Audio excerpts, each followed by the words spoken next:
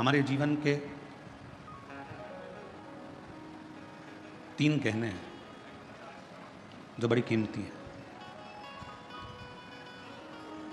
और ये 3 गहने जिसकी भी जिंदगी में होते हैं उसको कभी भटकना नहीं पड़ता।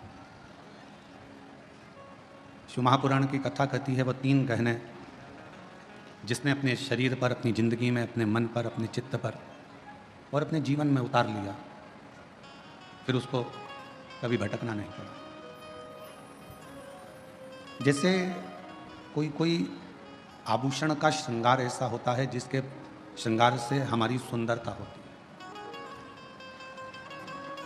जैसे स्त्रियों के कान के कुंडल हो गए, मस्तक का बोर हो गया, बिंदा, नाक की नथनी हो गई, गले का मंगलसूत्र हो गया, हाथ का चूड़ा हो गया, पांव की पायल हो गई।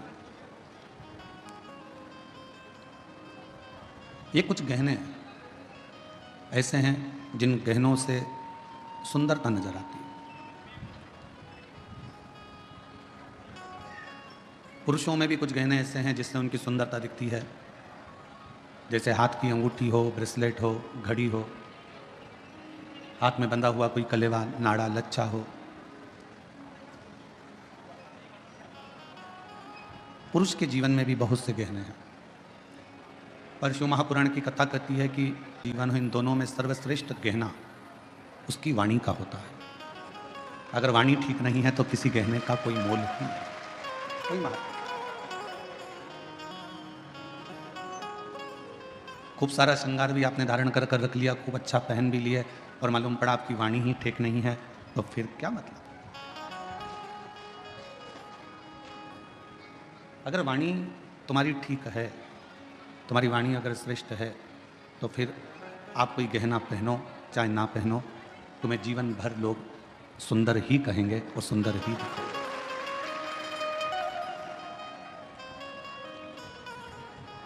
वो वाणी का गहना हमारे जीवन की सबसे बड़ी सुंदरता है, और इन सभी सुंदरता में एक 3 गहने भगवान शंकर ने माता पार्वती जी को बताए हैं।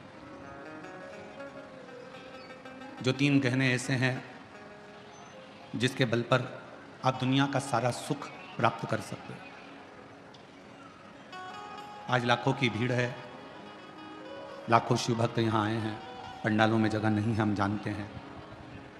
पानी गिरने के कारण बस आसपास का क्षेत्र भी कीचड़ है, गीला है, फिर भी आप लोग अपना आसन लगा लगा कर बैठे हो और भगवान शिव की पवित्र कथा का लाभ ले रहे हो। ये शिव की ही उदारता है, शंकर की ही करुणा। शिव जी ने पार्वती जी को 3 गहने बताए कि जिस मनुष्य के पास में जो 3 गहने होंगे वो मानव अपनी मंजिल तक पहुंचेगा और सारा सुख प्राप्त कर लेगा। और जिस मनुष्य को अपने जीवन में ये 3 गहने मिल जाएं, समझ लेना कि आपको फिर कहीं जाने की जरूरत नहीं है, आप अपनी मंजिल तक पहुंच जाओगे और आपको सर्व सुख प्राप्त हो जाएगा। कौन कौन से 3 गहने हैं? वो 3 गहने हैं, पहले नंबर का है विश्वास। जम के बोलो, कौन सा गहना? विश्वास। आवाज नहीं आई, फिर से बोलो, विश्वास। शिव जी ने पार्वती जी को 3 गहने बताए, उसमें से पहले नंबर का गहना है विश्वास। और वो विश्वास किस पर होना चाहिए? एक विश्वास होना चाहिए अपने आप पर कि मैं जो करूंगा वो अच्छा ही करूंगा, और मुझे उम्मीद है कि मैं एक ना एक दिन अच्छा कर कर रहूंगा। ये विश्वास।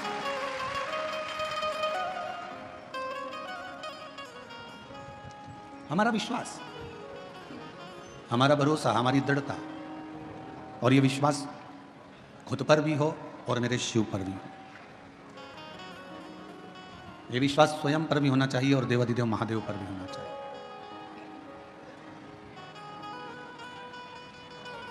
और जब हमारा विश्वास, जब हमारा भरोसा, जब हमारी दृढ़ता बढ़ जाती है, जब हमारा विश्वास, हमारी दृढ़ता बढ़ जाती है, तब निश्चित है कि हम जो नहीं भी कर सकते हैं वो शिव जी की कृपा से कर दिखाते हैं और मंजिल तक पहुंच जाते हैं। हमारा विश्वास एक हमारे भीतर का गहना है। और ऐसा गहना है विश्वास का कि जो हमें बल प्रदान करता रहता है, हमको सुख प्रदान करता रहता है और ये हमें एक अलग से एनर्जी देता है। 3 गहनों में पहले नंबर का गहना विश्वास का है। अब शिवजी ने पार्वती से कहा दूसरे नंबर का गहना जो मनुष्य के पास होना चाहिए वो है उसकी मेहनत का गहना। दूसरा गहना है उसकी मेहनत का, उसका परिश्रम, उसकी मेहनत। ये दूसरे नंबर का गहना है, आपकी मेहनत का गहना। यदि आप थोड़ी सी भी मेहनत कर रहे हो, थोड़ा सा भी परिश्रम अपनी ज़िंदगी में कर रहे हो, तो ये निश्चित है कि आप अपनी मंजिल तक भी पहुंचोगे और आपको आपका लक्ष्य भी प्राप्त होगा। फिर शिवजी ने तीसरे नंबर का गहना बताया। पार्वती जी से कहा पार्वती तीसरे नंबर का गहना है सब्र, थोड़ा इंतजार, थोड़ी प्रतीक्षा। ये तीसरे नंबर का गहना है आपका सब्र। पहले नंबर पर है, जम के बोलो, विश्वास। दूसरे नंबर पर है मेहनत और तीसरे नंबर पर है सब्र, थोड़ा इंतजार। जब आपने विश्वास कर लिया, भरोसा कर लिया, फिर आपने मेहनत कर ली और मेहनत करने के बाद भी अगर आपको फल नहीं मिल रहा है, विश्वास करने के बाद भी यदि आपको फल प्राप्त नहीं हो रहा है, तो फिर थोड़ा सा इंतजार करना, मेहनत करते रहना, विश्वास करते रहना, फिर थोड़ा इंतजार करना और इंतजार का फल जब मिलेगा तो जीवन एकदम आनंदित हो जाएगा, फिर दुख नहीं। शिरडी के साईं बाबा का एक मूल मंत्र है श्रद्धा सब्र। श्रद्धा होना चाहिए और सबूरी होना चाहिए, थोड़ा प्रतीक्षा, थोड़ा इंतजार।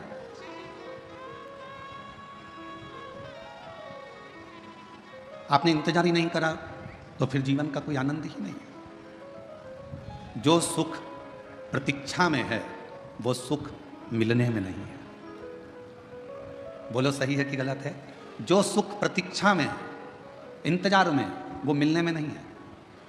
कैसे? प्रैक्टिकल करना। तुम्हारे घर में टीवी नहीं थी, या 4 व्हीलर गाड़ी नहीं थी, 2 व्हीलर गाड़ी नहीं थी, या फ्रिज नहीं था, वॉशिंग मशीन नहीं थी, या तुम्हारे घर में कोई जो तुम्हें ज़रूरत है वो चीज़ नहीं थी, तुमने उसकी प्रतीक्षा करी, इंतजार करा। टीवी आएगी, दशहरे पे आएगी, दिवाली पर आएगी, सोफा सेट आएगा, या फिर 4 व्हीलर गाड़ी आएगी, 2 व्हीलर गाड़ी आएगी, इंतजार करते रहे, इंतजार करते रहे। बहू आएगी, बहू आएगी, बहू आएगी, इंतजार करते रहे। और फिर जब प्रतीक्षा पूरी हो गई, बेटे की शादी हो गई, बहू आ गई, या गाड़ी आ गई, या सोफा सेट आ गया, या टीवी आ गई, इसके बाद उसके बाद का फिर समय तुम जानो, क्योंकि अभी हमारी बहू नहीं आई। उसके बाद का तुम जानो। बोलो सही है कि गलत है? प्रतीक्षा थी, थोड़ी इंतजार था, थोड़ा सब्र था, तो थोड़ा आनंद था। प्रतीक्षा में जो सुख है वो सुख मिलने में नहीं। वो एक लाइन आप लोग स्मरण में फिर से लें। तुझसे मिलने के लिए तेरी कसम, तुझसे मिलने के लिए तेरी कसम, एक मुलाकात जरूरी है सनम, एक मुलाकात जरूरी है सनम। प्रतीक्षा करो, इंतजार। और जो सुख इंतजार में है